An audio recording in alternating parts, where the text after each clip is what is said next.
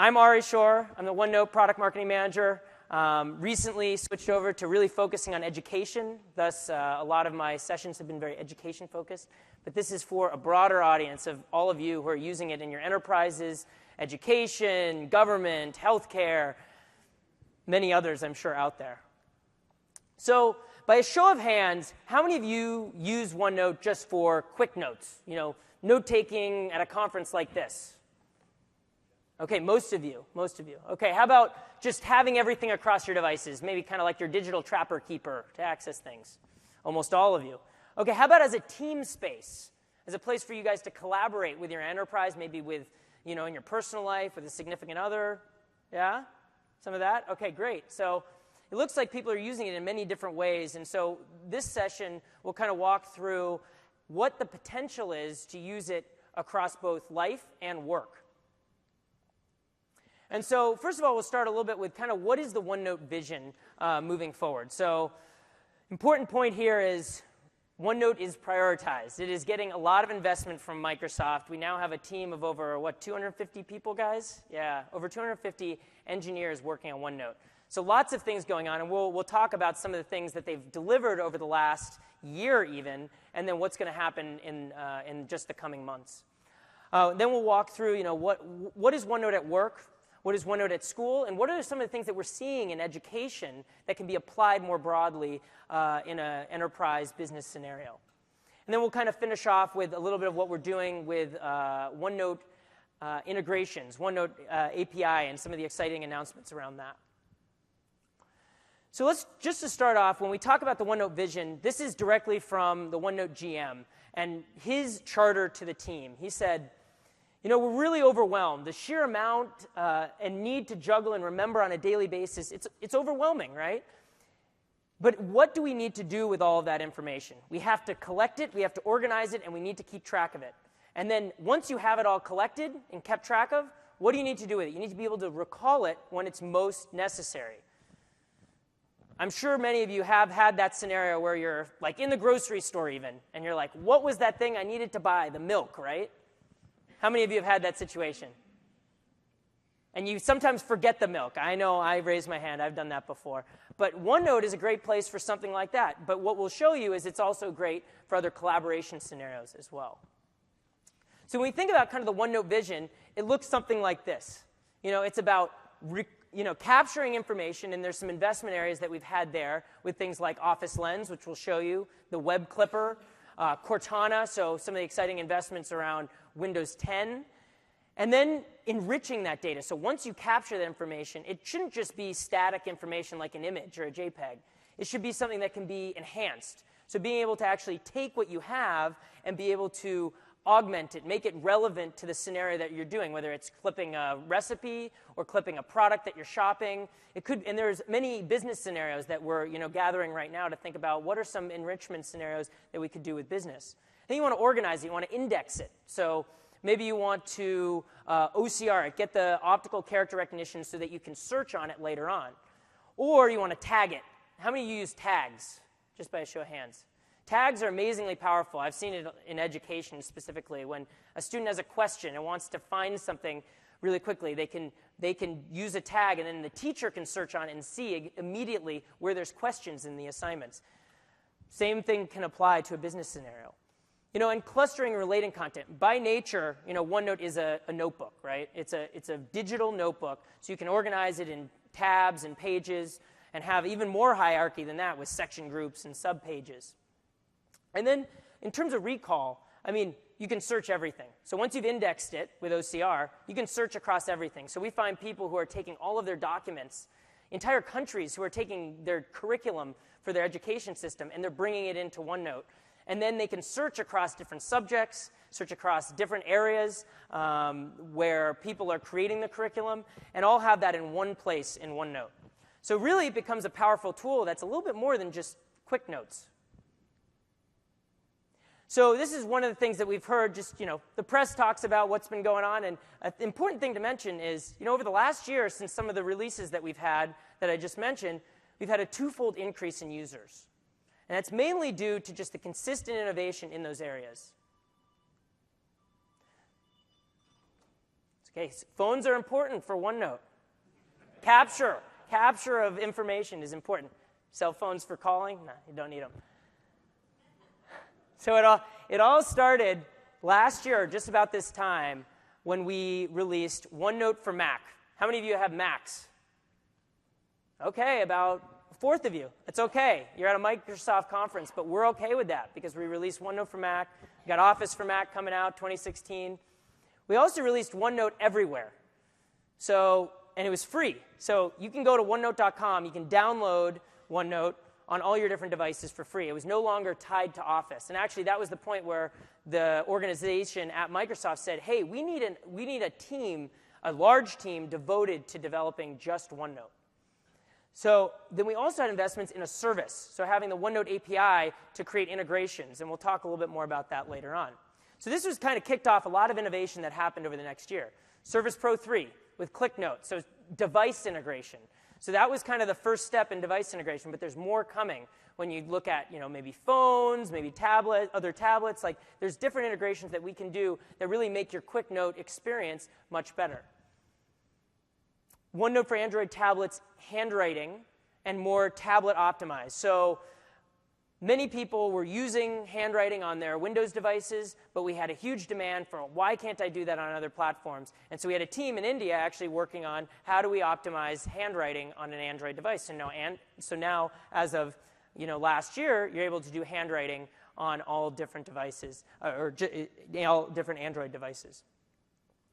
About this time, we released something called the Class Notebook. How many of you know what the Class Notebook is?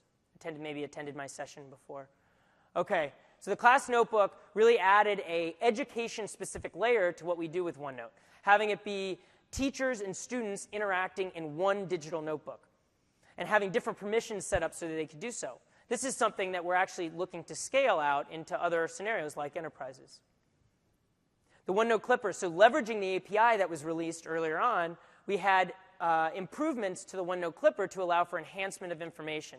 So think article clipping. You want all of your articles that you find in research on the web to be formatted in a specific way. You want maybe all of your recipes to be formatted in a specific way. And then also having locations, being able to select which areas of your notebooks you want those web clippings to go to, and being able to select specific regions of a web page and bring that in.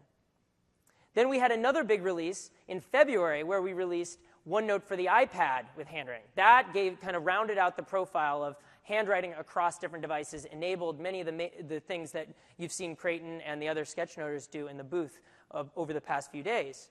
Then we had server-side OCR. So server-side OCR means you don't have to have a specific OneNote app on a specific device in order to recognize the characters and be able to search on text within images. So now that can be done in the cloud without being tied to the device. So very powerful that within 5 to 10 seconds, you can be clipping something from the web and have it optically character recognition to be able to search on it.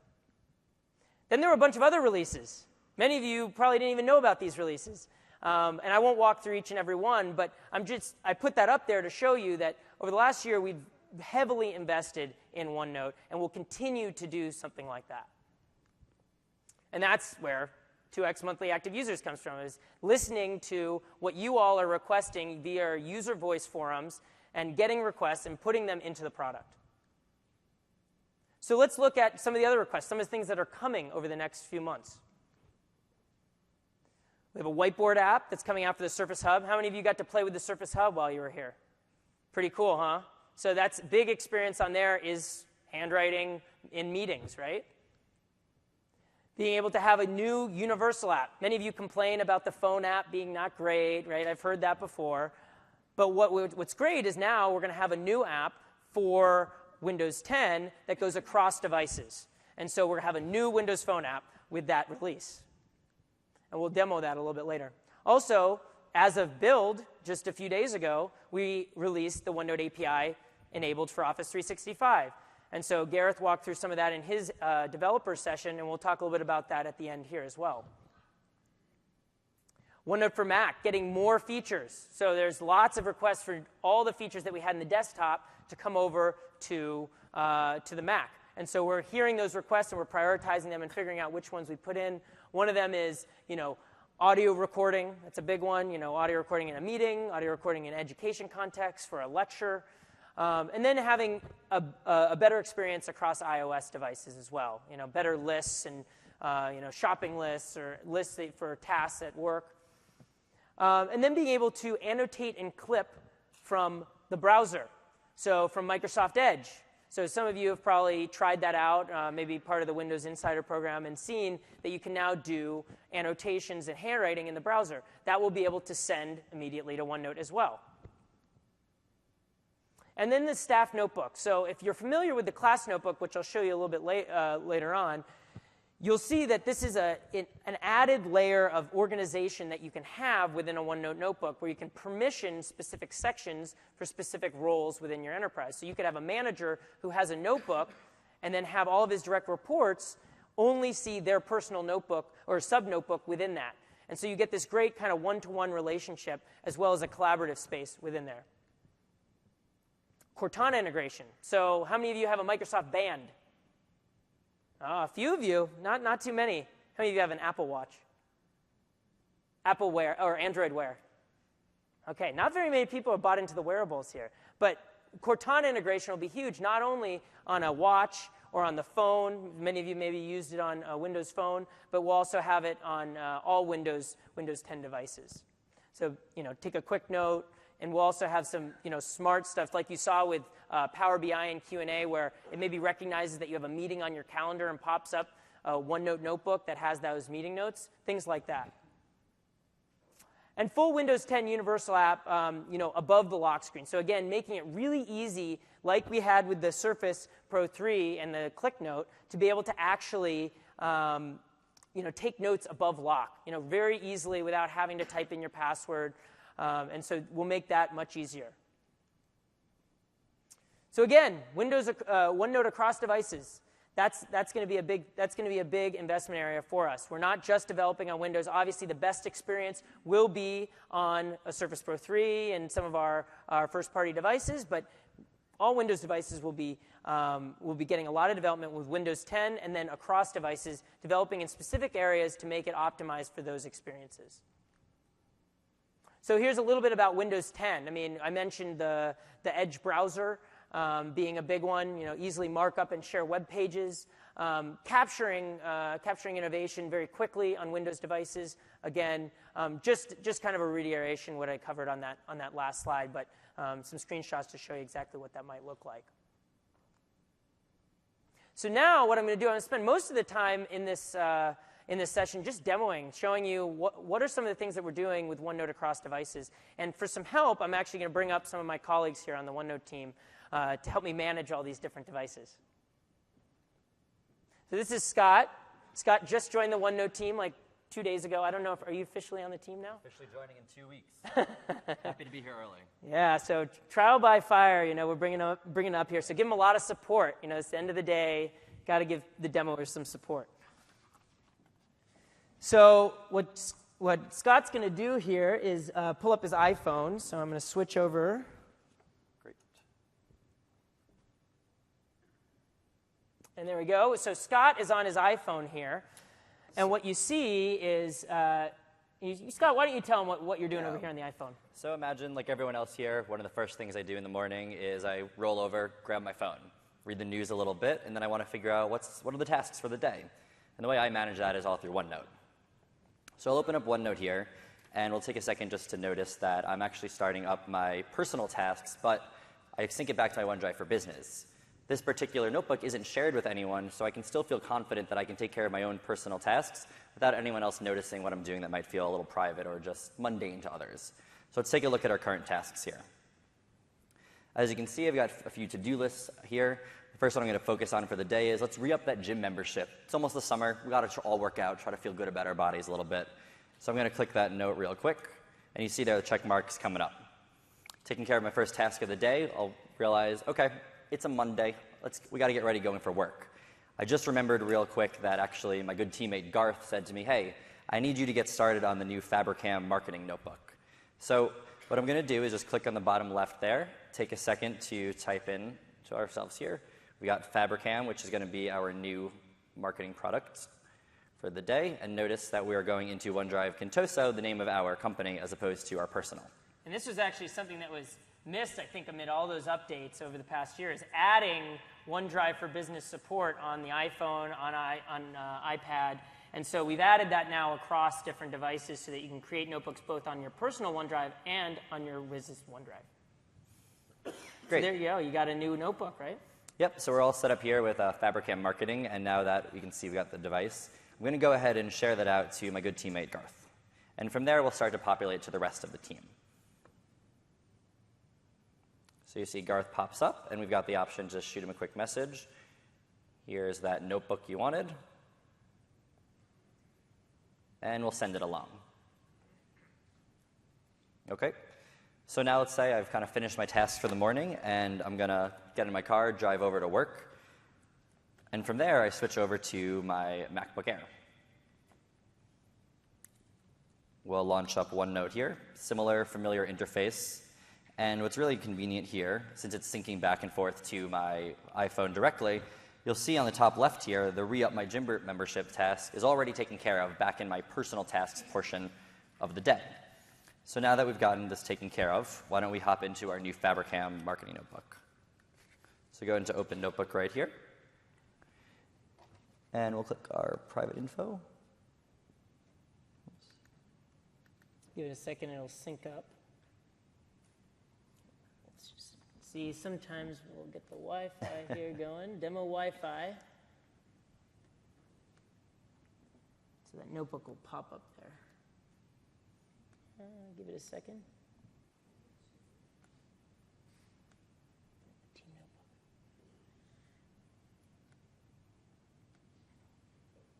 We'll give it a second. You know, we'll wait for that notebook to pop up, but we'll continue with our team notebook. You know, it's the end of the day for the Wi-Fi as well. We actually have a hardwire connection here too, and it's not working. So we'll go into share with everyone. We'll grab the team notebook. There you go. Yeah, so thanks, Ari, for helping it out there real quick. We'll go into full screen, help everyone out here to see it a little bit better. And we'll take a second here to notice in the Tailspin Toys area here of the team notebook, you can see a lot of the rich content we've got already loaded into the system. Easy to break it down with rich visuals of our summer marketing plans. You can see Summer 2010, the bike and board shop. And the top left, you'll see we can really easily keep track of some questions we've got out to the team. And the next thing I want to kind of show to the room here is how easy it is to go ahead and just add a new page as I'm trying to focus in on my key resources as we're moving forwards in our meeting plan, getting started with a new project. And I've done a little bit of pre-work. I'm a little bit overachiever, I like to say to myself. So I'll look over here into our Q1 and Q2 financials. And as you can see, we've got the two options here. One can be a straight attachment of the file, or we can insert a printout.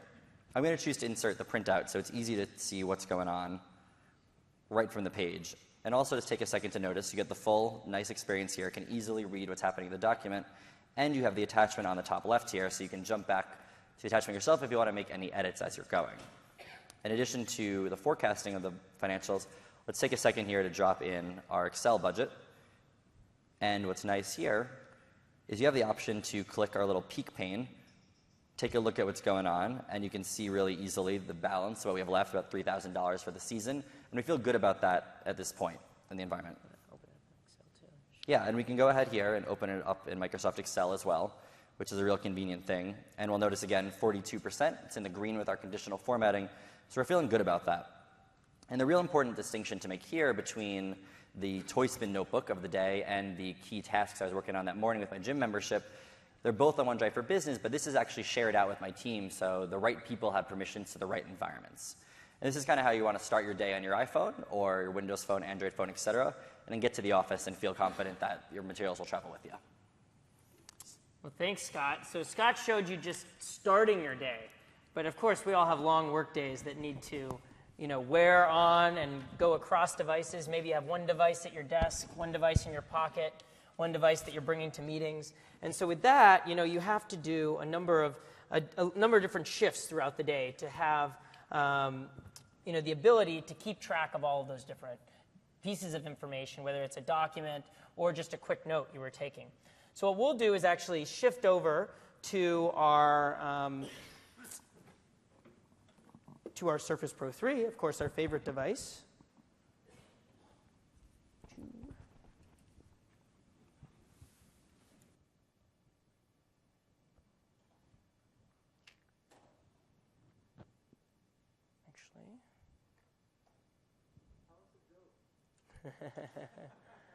Oh man, I'm bad at jokes. Anyone got a good joke? No, it's on.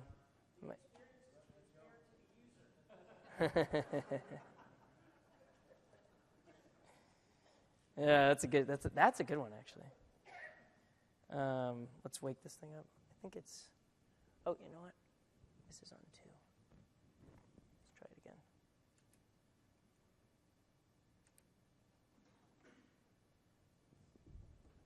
I will swap this over. Hot swapping, last demo of the day. Of course, there's one dongle that's not going to work, right?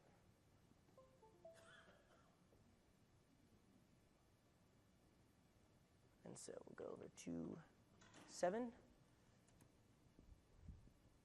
Okay, and we're back. So there we go. Okay, so as you can see, we got our notebook that was just being edited by Scott on the Mac. And we have those edits showing up. I mean, I could go back to Katie's, his notebook here. You can see the edits that were being made there as well. Bolded pages are where the edits are happening. And what I actually discovered an amazing feature the other day when I was talking to a customer, where if you go into the History tab, you can actually go to Next Unread, and you can just leaf through all those pages that have not been read. Kind of like emails. It's a little-known feature in OneNote, and kind of something that I figured I would show to all of you. So we'll go back here to our team notebook. And so what we'll do is actually, start some meeting notes. So meetings are taking up all of our days, I'm sure. For many of you, that's the case. And so I'm gonna just start a new page in this shared notebook, which both Katie and others in our company can access. And so I can just go and insert a page template and a template for the meetings that we want to conduct throughout our month, throughout our weeks. And so here I can see, there's different page templates that are built into OneNote. And so for me, I want, a business use case one. Maybe I want one that's personal meeting notes. I like this one because it's got different tags in it. So as I mentioned, tags are very powerful for categorizing information. It's a little squish there. And so here, what I can do is I can start taking notes immediately. But before I do that, I actually want to insert some of the details from that meeting that come from Outlook. So this is showing off some of the integration with the rest of Office. So I go here, I can say, maybe my 5 o'clock meeting that I'm in, Project Tailspin. No one likes 5 o'clock meetings. But we'll insert that in. We'll say who's here, and if you're on a link meeting, it'll just automatically check these off. I'll just check off that Garth is here. The other 3 were too busy at happy hour, it looks like. And so we'll just start, taking some notes. Like, let's say I want to follow up with Garth afterwards. Another great feature here, we're doing some budgeting, right? So I like to show off the things that you can do with OneNote that maybe you could go to Excel and do, but why do stuff in Excel if you can just do it within OneNote? So napkin math is a little feature where you can say, hey, I want to do a quick little calculation. Maybe I'm not so good at math, and I'm just going to do a quick little calculation here. I hit enter, and it does that calculation. So anytime you just hit equals on an equation, it'll do that on the OneNote canvas. And that's really where you get some of that cool flexibility of not only inserting different types of documents, but doing cool things like that, where it recognizes what you're trying to do.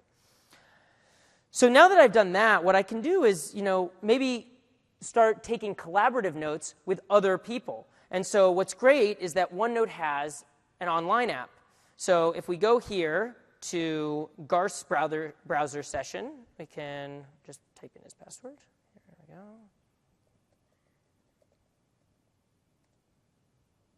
Whoops.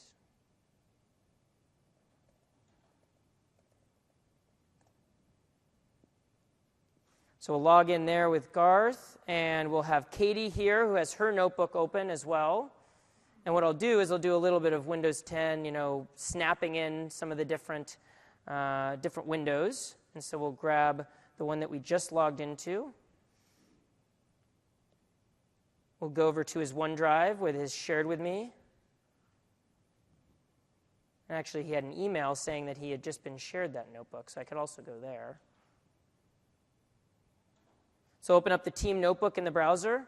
And so what I have Chrome and I have IE running next to each other. I can go into my meeting notes, go to the meeting notes that we just created. Give it a title maybe.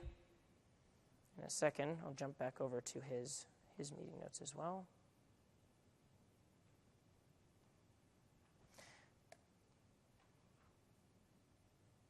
And so his meeting notes will say, this is our budget planning meeting.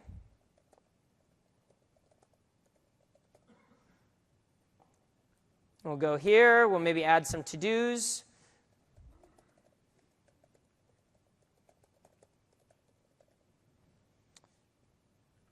Of course, it's not syncing for me today.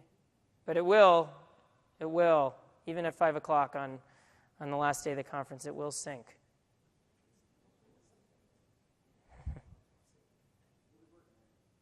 Oh, was it?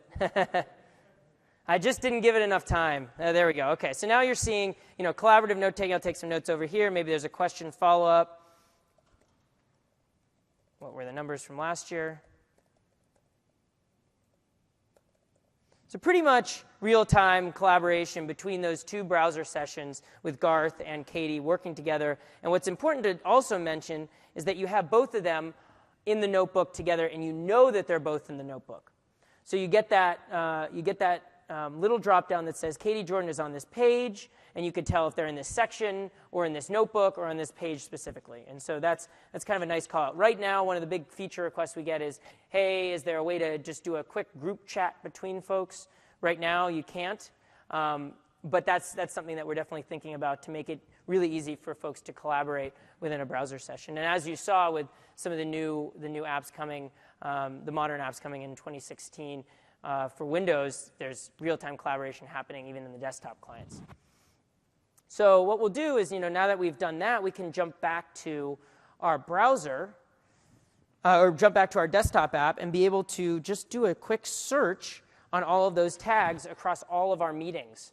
So if I want to, I can just go find tags, and I'm able to easily find those tags across my different notebooks. And so actually, I'll switch this, all notebooks. And so I'm able to get like a summary page of all of those notebooks, or all of those tags across the different notebooks. And maybe I want to just create like a summary page. And so here, I can just jump back to the exact point where I took that flag.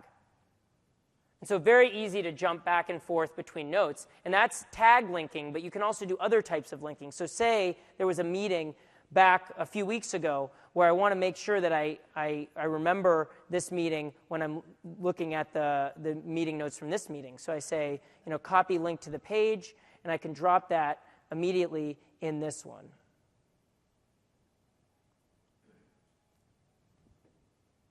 We'll go back to our budget planning meeting here. Just drop that in. And so this is great for actually creating like a table of contents for all of your meeting notes. So you can jump right back there.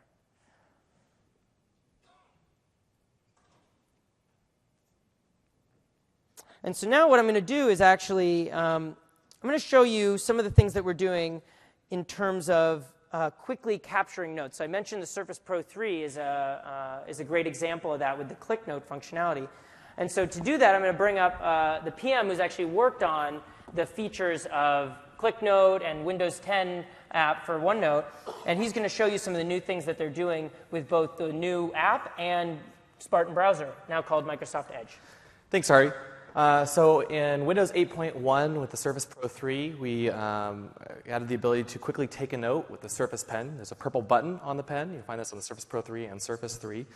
You can just click the pen and it instantly launches OneNote. In Windows 10, we've taken this a step further, and now we're running the full universal app above lock. What that means is you'll get sync while you're running above lock without having to enter your credentials. We are starting with inking, but eventually we'll be able to add additional capabilities as well. So instead of being just built into the operating system, this is the full universal app, and you'll get all of the goodness that that provides. So I can click the pen here, and you can see it just launches OneNote, and we're already on the sketches actually from this presentation. You can see all of our faces here and some of the notes. It really is optimized for inking, isn't it? There? Exactly, and you can actually see it updating in real time. In this case, I'm already logged in, so it just launches the app. But if I wasn't logged in, if my device was asleep, it would wake up the device, turn on the screen, and instantly let me start inking. And then I could click the unlock button and access all of my notes after I enter my password. Above lock, you actually will not see any of the notes here on the left for security purposes because you haven't authenticated and proven that you are who you say you are. You can click the pen again, and it creates a new note in OneNote, and you can start inking. And I can say like, talk to Gareth, not to be confused with Garth, who is someone else in this demo. It's going to get very confusing by the end of this demo, I think. Because at the beginning, Gareth actually gave us his business card. Oh, that's and so right. we're going to be using that later. I want to make sure I talk to him again in a little bit. Before that, though, I'm actually going to show you some other inking capabilities we have with Windows 10 and OneNote. And that's in the new Microsoft Edge web browser. One of the features we've added is the ability to annotate directly on top of a web page. So I can click this button up here to launch web notes. And you'll see I get a purple toolbar at the top, and I can actually ink directly on top of the content. So I can, circle images with ink. I can, your classic annotation example there, the circle. I can highlight. I think there was a joke about that in one of the publications about how all we do is circle things. Exactly. I can highlight content here. I can, make all sorts of comments. I can change the color of the ink. Right. And I think one of the important things to note here, pardon the pun, is that you're able to ink both in the browser and within OneNote. And some Exactly. people might ask, why are we doing both? What's Well, your it feels answer to really that? natural that way. You can instantly freeze the web page. It stops updating, so you get a static copy, and then you can send that to OneNote. If I click the Send Note to OneNote button, you'll actually capture the entire web page. So you don't have to scroll and try to screenshot the web page piece by piece. Or I can go over here and select a region of the web page and send just that to OneNote or copy it to the clipboard. So it's really easy to capture content in Microsoft Edge, and we'll be making additional improvements to this. And that'll over time bring as well. along the URL as well, right? Exactly, yeah. So you'll have a link back to the web page that you were on when you captured it. Yeah, pretty cool stuff. Yeah, so that's some of the new capabilities we have in Windows 10. We're adding some additional functionality as well. As you saw on Ari's slide earlier, you'll be able to use the Action Center to quickly launch OneNote and take a note, etc. So a lot of really cool integration with the operating system, including Cortana, which I believe you're going to cover in a little bit. Yeah, so speaking of Cortana, so one of the things that isn't quite built into Windows 10 Preview yet, but will be there for GA, is Cortana integration with OneNote. So how many of you have Windows phones? Okay, it's pretty good. I guess that's kind of a smaller number for a Microsoft crowd. I usually have everyone has a Windows phone. I don't blame you guys. We started on the iPhone here too. So we'll switch over actually to our Windows Phone, and let's wake it up here. Lots of different devices that need to wake up.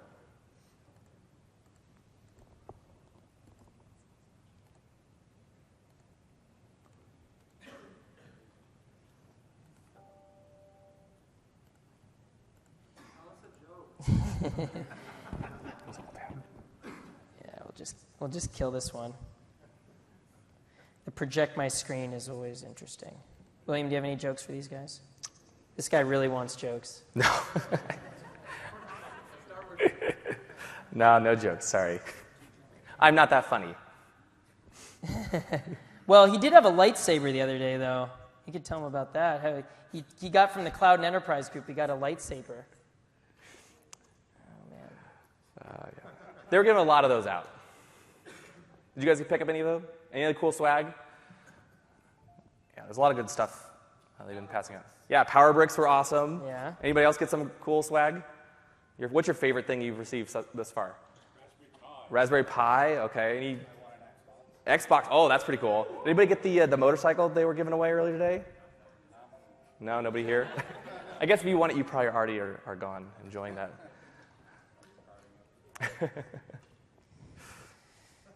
So we might have to do a little bit of hot swapping again with this one because it is not picking up my USB here. We should be ready to go soon, though. Let's see if it works now. Here we go. There we go. Yeah, Jeopardy music. Yeah. Perfect. There we okay. go. Woo. We're back. Oh, and now whoa. There's lots of stuff going on. Party tonight for Fallout Boy. Anyone joining me? Okay, so let's show you a little bit of the Cortana integration all built into OneNote. And this is great because it's not just handwriting notes, it's also audio notes. And when we think about that in an education context, that's great because that's allowing students to learn in many different ways, right? Same for you. And if you're on the go, you might not have time to type in some text. You might not have time to handwrite something. So being able to just be on the go and be like, note, talk to Gareth. Oh. Talk to Garrett. So we're going to have Garrett, Gareth, and Garth, which will get extremely confusing by the end. So then it transcribes the note, and then I can play it really easily. Talk to Gareth. You can hear it up here. So you get that note transcribed into your quick notes, and then let's say maybe we have Gareth's business card as well. How many of you have used Office Lens? Okay, awesome. About a third of you. So if you haven't used it yet, it is a powerful capability to capture different types of information. Basically, it's a pocket scanner. And so here, I'm going to open up Office Lens. And this is on the Windows Phone, but we just released it for iOS and Android as well. And the light. Fortunately.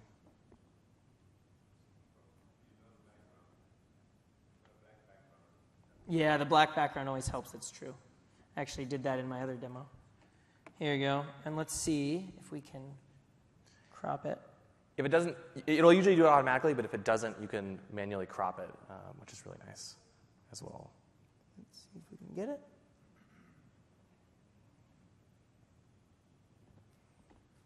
You might try it one more time. Sometimes it takes a few tries. Let's put it on a black background. On the mouse pad. So it picks up the edges if you notice there. So we'll go back, try it one more time.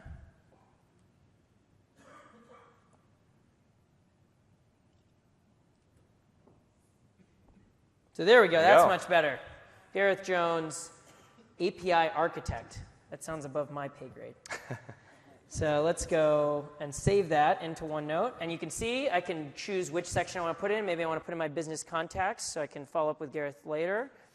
And we'll just maybe give it a name, Gareth, my best friend. And what's great here is I can actually decide if I want to send it to a PDF document. I can decide if I want to actually extract the text and have it become a Word document saved on OneDrive. I can even have it as a PowerPoint and put it as part of my slides if I want to present Gareth to the rest of my team. So what's great is it automatically adds it to OneNote, though. And so I can hit check. And while it's transferring, it's actually going to be able to augment it, and it goes pretty quick. And the hope is that it'll actually extract the information from, let's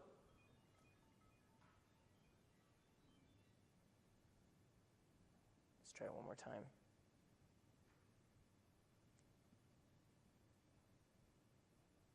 So it got the image, and actually let me go back, because I think you usually have to tell it what you want it to do with that image. So let's go back a second. It was on document mode. So actually, the iPhone version actually picks up any document, whether it's a business card or just a normal document that you just want to extract the text from. So we'll grab it one more time in business card mode.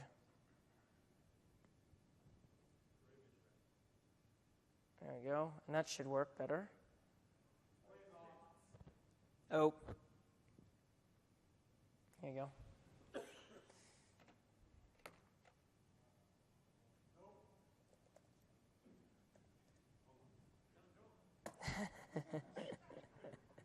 You guys love your jokes. No, tell it. So there we go. We got it to work. We assigned that it was business card, and we got a great joke out of it, too. And so what you see here is it was able to extract all of that information from the business card. So I got Gareth's name at the top, his title, his phone number, his address, all the other relevant information on the business card. And so as I captured different types of business cards, they'll all show up in this same way. And on top of that, I also get a contact. So I can add it directly to my phone as a VCF file. So I click on that, I open that attachment, and boom, I have that contact saved for me. I can remember to call Gareth later tonight to have him teach me a little bit about the API. I'll save that right in. And there we go, got Gareth's information for later. So that's a little bit about just quickly capturing information on a mobile device. And now with Office Lens and OneNote being across iPhone and Android, you can do that on anyone. But let's take it to the next level. Let's look at maybe smaller devices like wearables. I know most of you maybe haven't moved to wearables yet, but you'll get there someday. So we got our tech forward guy in the front row here, Ian.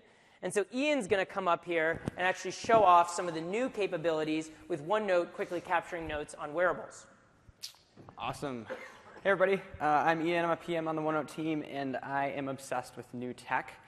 So, of course, I had to purchase an Apple Watch day one. And luckily, I'm proud to announce OneNote is a very forward-thinking team at OneNote, or at Microsoft. And we already have a OneNote app on the Apple Watch, day one. And so this is all running off of my phone in my pocket. And some of the speed things you're seeing here are just actually limitations of the hardware, I'm happy to say, not necessarily OneNote. It's always Apple's fault. We love our friends at Apple. We actually partnered with them to get this out there on launch day. But this is just showing, oh, sorry, the thing just went off there. This is showing all my recent notes. And so I can scroll with the little crown on the side, and I can go through all my notes here. And these are the same recent notes that you saw on the Windows 10 app when we were seeing the sketch notes appearing. So recent notes across all of your different devices, big or small. Yeah. And so I can just quickly go in here and look at a note. And I get all the text, and it would keep scrolling if it was a longer note. And then one thing I just wanted to show real quickly. Oh, one sec. Our phone fell asleep. No worries. One thing I wanted to show real quickly, if that focuses, there we go, is you can actually just hit the little plus there. Remind me to talk to Tom at Nike on Monday. Done. And you'll see that pop up. There it is. And that's a new note on Quick Notes. And remind me to talk to Tom at Nike on Monday. And there it is on that watch, but also because it is OneNote, if I could tap with talking, because it is in OneNote, it's naturally going up to the cloud, syncing on all my devices, so I can pull out my iPhone here now and go into that app and see all those notes. So this is super handy. It's super convenient. Of course, we're on Android Wear devices as well. I know we mentioned that earlier. And we're on the Microsoft Band, so you can dictate a note and say, take a note. And so I think the uber point there for us is that OneNote is, like I said earlier, at Microsoft, very forward-thinking. We are trying to realize this dream that to take notes, it's a scenario that it falls down very quickly if you're not on every platform, right? So you need to be able to take a note wherever you are at any time, anywhere, if we're going to be better or at least equal to paper, because paper can be anywhere with you at all times. And so we are on all platforms, and when we say that, it's not just like a slogan or like we kind of mean it. We really mean it. And so the other thing I was going to show quickly, if we have time, was the web clipper. Yes. Okay. You want to take it away? Yeah. So this is a project that I worked on previously. It's a little bit similar to what William was showing a second ago in the Edge browser. But this is for all you folks that are using any other browser right now, which is probably 100% of you almost. So Internet Explorer, Chrome, Safari, Firefox. This is our browser bookmarklet or extension if you're using Chrome. And it allows you to save web content from the web and stick it into OneNote super fast, super easy.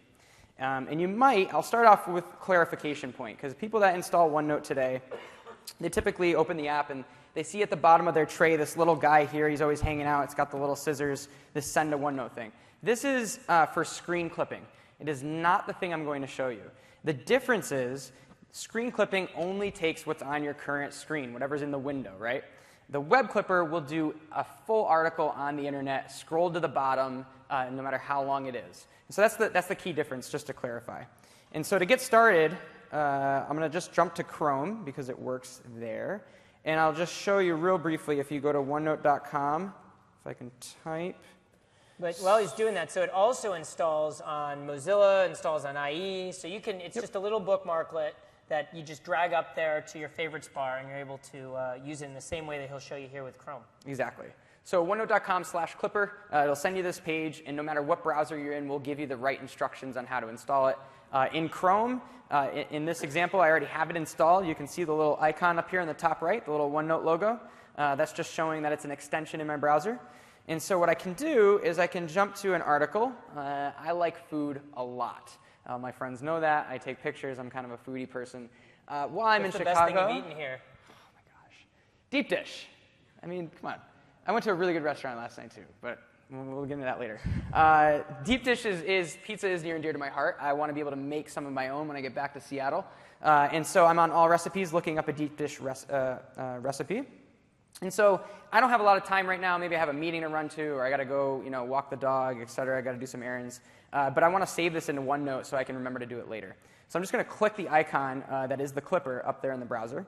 And it's going to open this right on top of the web page. And so this is running right on top in your browser. And it's basically a little helper tool for OneNote. And so what it does, it gives you a few options. These are different modes for the clipper. And so the first thing you'll see by default is full page. And all that means is we're going to grab the entire web page, scroll to the bottom, and we're going to give you the highest fidelity version of it we can, which is a screenshot. And we're going to put that in your notebook. At the bottom of the page, we'll put a link back to this actual web page, so you can always get back to it. And then we'll do the things that OneNote always does for images, like it'll OCR all the text in it. So later I could actually search deep dish, and it will pull it up, even though it's just an image. But we also do some smarter things depending on the type of content that you happen to be on. In this instance, I'm on a recipe. So you actually notice that a little recipe icon pops up in the clipper. And so if I click that version instead, it's going to change the preview, and it's going to show me basically a broken down version or a simplified version of a recipe. And what it's doing is it's giving you just the stuff you probably care about, which is an image of the food you're about to make, the ingredients list, and the steps. And it gets rid of all the other junk, like the ads and stuff that you wouldn't really need if you're saving it for later. And then, of course, lastly, you can always do the region. So I know William showed this before, but let's say I just want to get the picture. I can drag that and then just save that to my notebook. And then, of course, this is actually something we recently added to the clipper. It was a big feature request. You can select now down whatever notebook you'd like to save it in. We have a recipes tab in there somewhere. Do we? Katie's notebook. Katie's notebook? Perfect. Katie is... Favorite recipes, right there at the top. Oh. Thank you. All right, so I'm going to put that on favorite recipes. I can add a note, so I can say, make this for Mother's Day. There we go. And then I can just clip it. And then it's going to save that off into my OneNote notebook. And so that is one example. A recipe is a specialized piece of content. Some of the other ones we do are products. So if you're on an Amazon web page looking at a product, we'll pull out the important bits there and offer that as a simplified version. But this is a really important concept, I think, for OneNote, which is this notion of capturing content into OneNote. If you think of OneNote as an extension of your brain or a digital version of all your content, it's got to be easy, just like I was talking about a moment ago, to take notes wherever you are. But it's also got to be really easy to get content in. So dictation's obviously a very easy way. Getting stuff from the web via the clipper is another great way. We see students using this for research, people at work using it for projects, et cetera. But I just wanted to quickly show that and point it out because a lot of people don't know about it. And if I have 2 more minutes, I'll talk about the email service. Yeah, why don't you talk about it? So this is all leveraging the API that we mentioned before and doing some really cool things around the capture service as well as enriching it. So I was on the team at OneNote about 2 years ago that was focusing on all these new types of things outside of the core app. So like the clipper was one of them. But we also know email is a big part of all of our lives. It's not probably going anywhere anytime soon.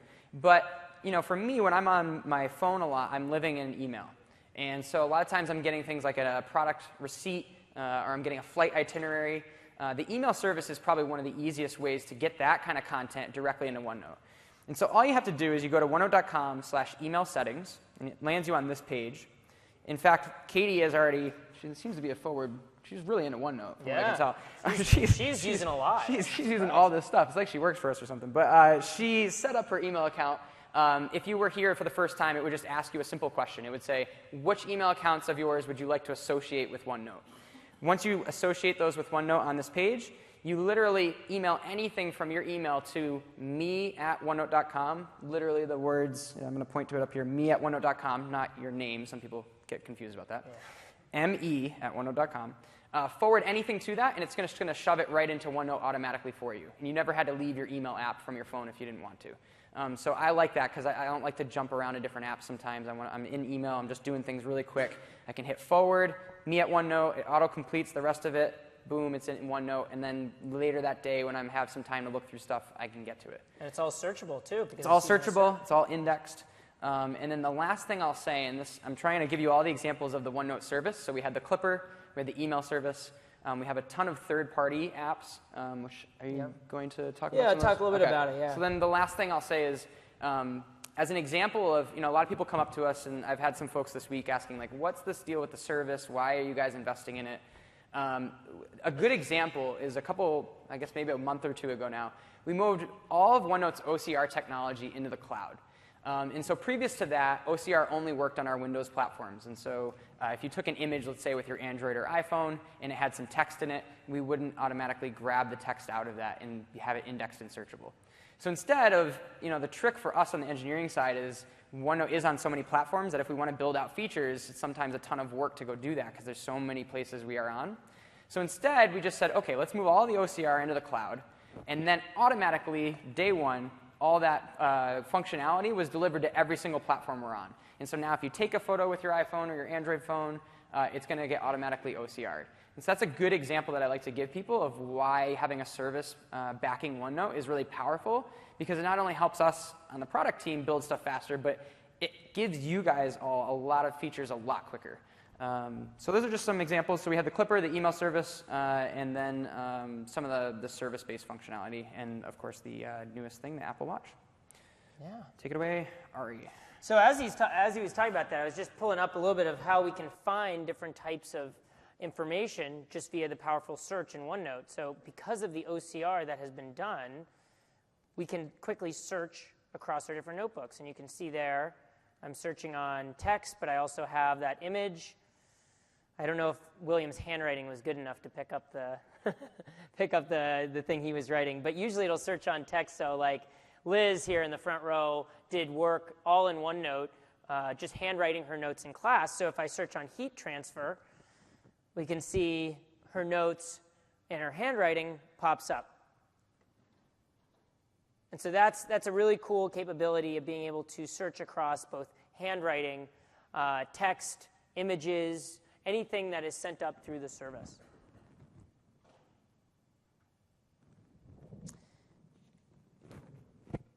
And so there, we've basically run you through all of the different apps aside from one, and that is the Android app. And so I'll show you a little bit of that as well, and some of the capabilities that we have there.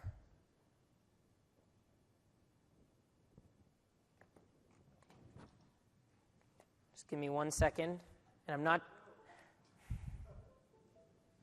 Oh man, I knew that was coming.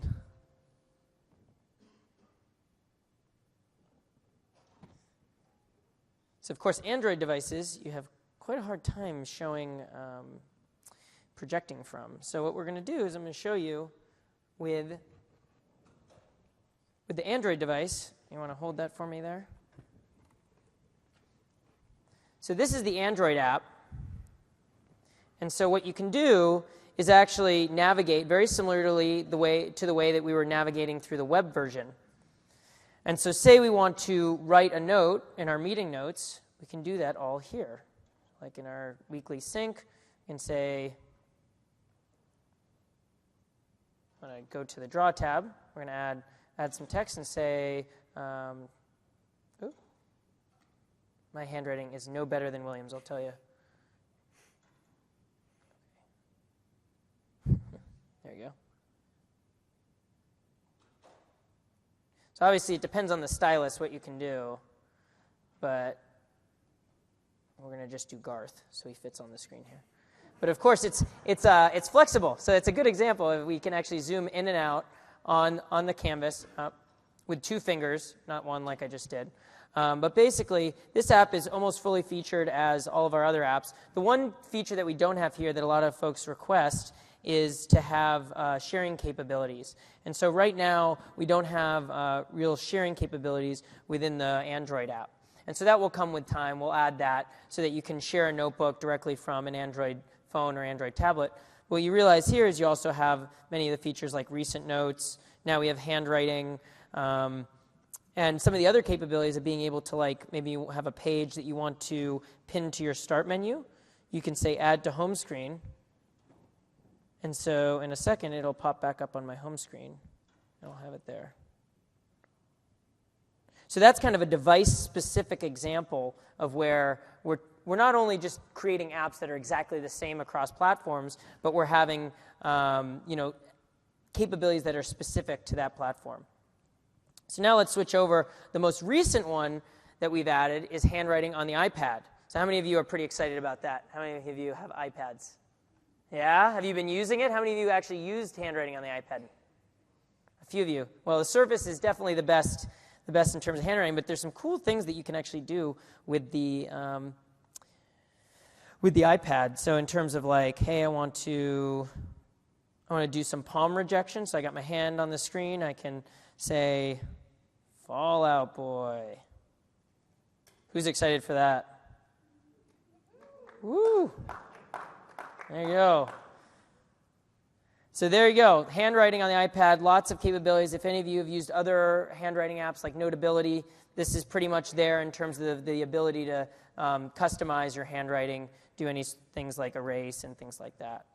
But of course, now we can do all of the things that you've seen with sketchnoting across devices because we have those capabilities. So that's about it. We've covered all of those different devices. And so now I'll just get back to the slides to do a quick recap of what you just saw.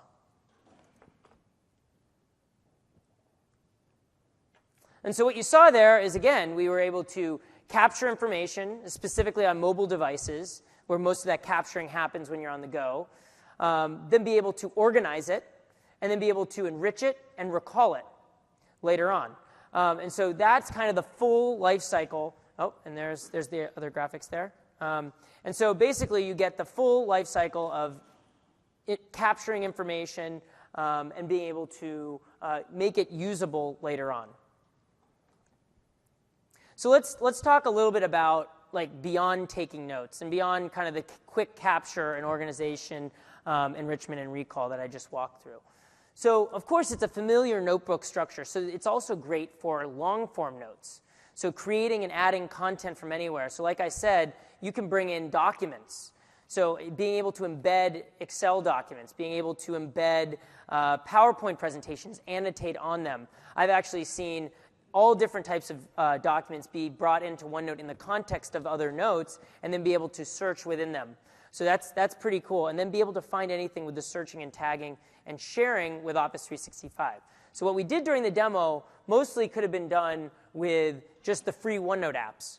But when you talk about collaborating within an enterprise setting, it's really that's where Office 365 comes in and being able to store your notebooks on SharePoint, on OneDrive for Business. And so the benefits are really that you have a single place to work together.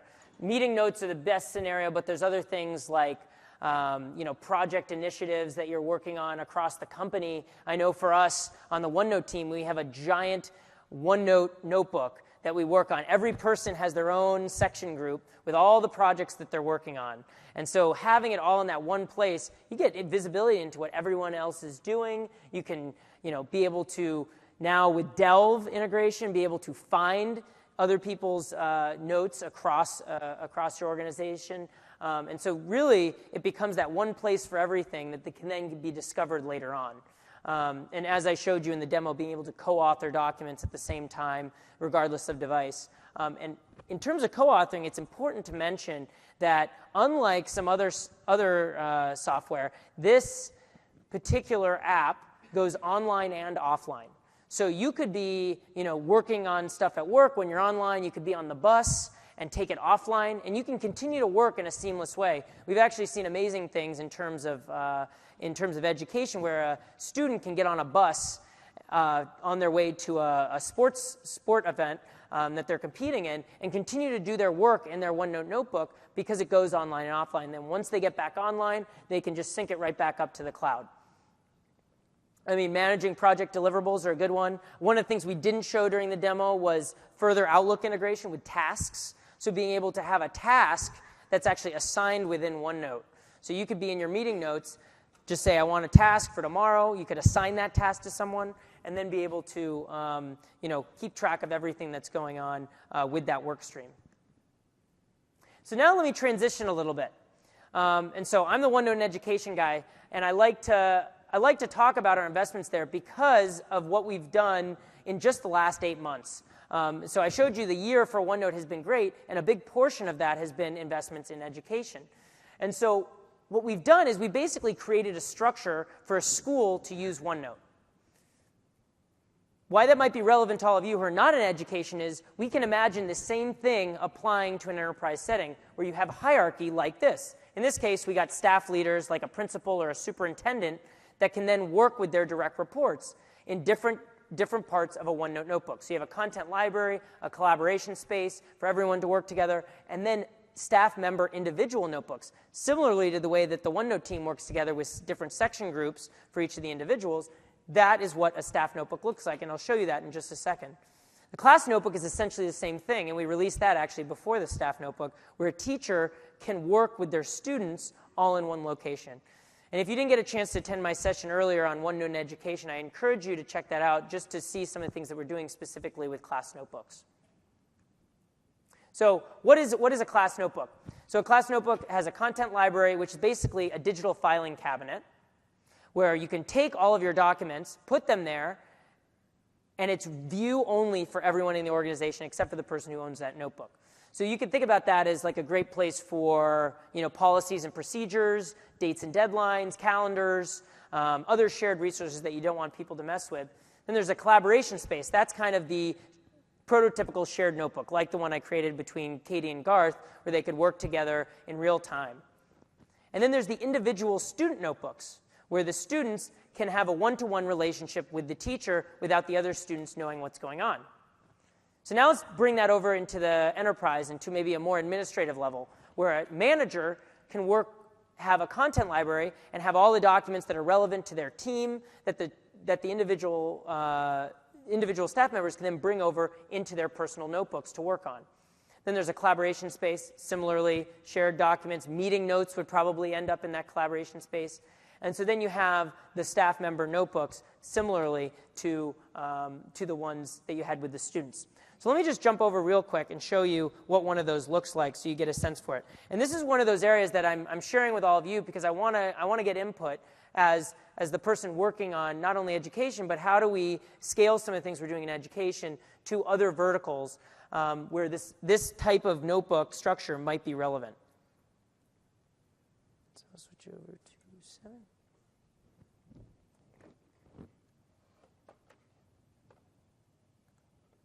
So we'll come over here, and actually I'll open up my sample staff notebook here. And what you can see is on the welcome page, you have that structure that I just mentioned, where you have the collaboration space with things like staff meeting notes. So similarly to what we had in just that normal shared notebook between our team members. You have initiatives where people have been working together, shared resources. We have some pre-seeded content in there to tell you how to do some of these things.